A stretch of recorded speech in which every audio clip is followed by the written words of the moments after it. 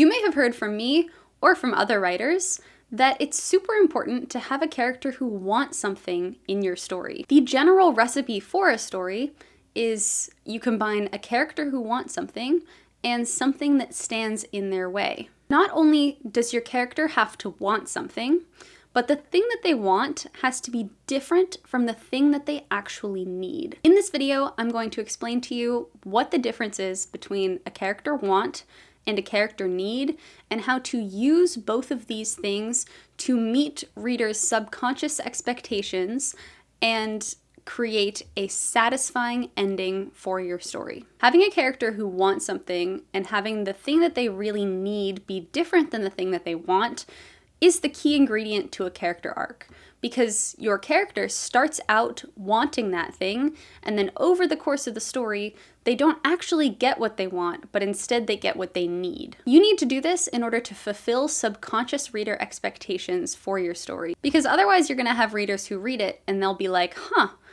that did not hit right for me. That didn't feel right. I don't know what it is. I can't put my finger on why, but that climax just didn't feel right. Your story isn't gonna feel right unless you meet these subtle expectations. So when plotting out a character arc, and this is especially important for your main character in your story, you need to ask yourself two questions. One, what does your character want?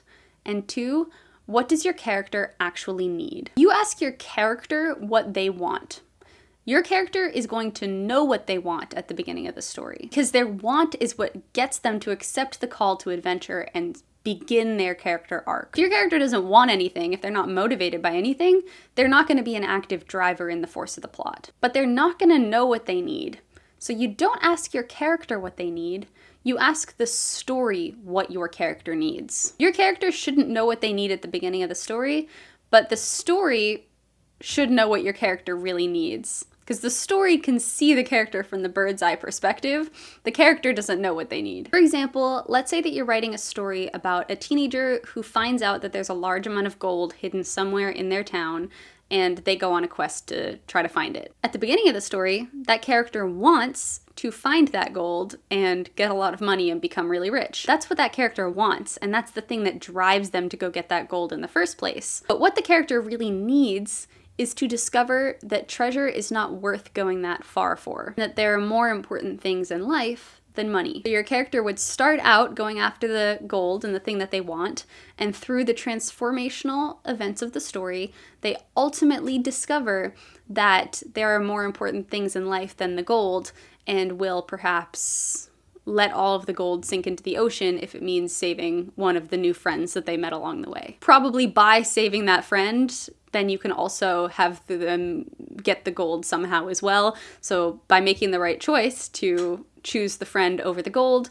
they get rewarded for that, and then they can still get the gold somehow. If your character gets what they want, then you're actually writing a tragedy. You're writing a story with a very unhappy ending. Because if you can imagine a story about a teenager who's trying to find that gold and they really want to get the money and really want to be rich, and they meet some friends along the way and they end up going on the treasure hunt and all goes fine and they get the money, it's not going to be a very satisfying ending. The character will not have changed from the beginning to the end of the story, and maybe they had to sacrifice some people in order to get that money. That's going to end up giving viewers just a sad feeling. But if the character gets what they need, then you're writing a story with a happy ending, because actually your character has grown and changed and self-actualized, and oftentimes they get rewarded for that. My favorite book on writing craft uses Star Wars as an example of this. The book is Dynamic Story Creation by Maxwell Alexander Drake. If you haven't read it, I highly recommend going to check it out. It is the best book on writing I've ever read. In this book, Drake uses a really great example of want versus need, which is the movie Star Wars. He illustrates what it would be like to ask Luke, the main character of Star Wars, what he wants at the beginning, and then to ask the story what Luke actually needs. So he asks Luke, "What do you want?" And Luke says, "You know what I want? I want to be awesome in this wonderful world filled with technology. I want to be the best pilot, the best gunner, the best sharpshooter, because technology is going to save me one day." And then you ask the story, "Hey, theme, what does Luke need?" And then the theme says Luke needs to learn that there's something out there bigger than himself, and if he embraces it, it'll save him in ways that technology can't. So Luke starts the story on the side of technology, and he has to learn the ways of the Force and the things that are out there that can save him when technology can't over the course of the book. And then in the climax, he chooses to trust in the Force, and that ends up saving him because technology, if he had just relied on technology, he wouldn't have been able to save the day. This book goes into a ton of detail about theme and how protagonist want versus need also interacts with like determining major themes in book and how to like make stories universally compelling to people. I can't recommend it highly enough, so go pick up a copy and give it a read if you haven't already, because it's fantastic. But that's a basic overview of what people talk about when they are talking about protagonist want versus need.